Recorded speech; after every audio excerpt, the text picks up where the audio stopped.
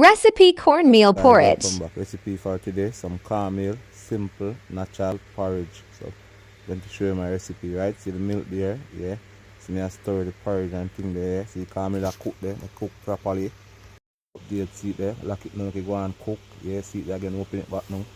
So now I go store my cornmeal porridge. Yeah, see me I go on themselves, Lumberjack I go on themselves. Yeah, see the porridge there, yeah, the porridge I cook. See cornmeal cook already, and I put the milk in it, and cook the porridge in 90 minutes. See the thin milk, then I put night there, yeah. So now I go stir in the milk and my peeps. The nutmeg and thing and vanilla, I never show on that part there. But then look black in there, nutmeg gonna see that the porridge peeps. And I stir in the milk there, I stir it.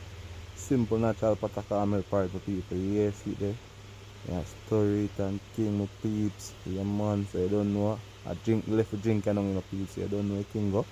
Remember to like and share Jamaican Cooking with Lumberjack. Please subscribe to my YouTube channel, Jamaican Cooking with Lumberjack. Please like and share.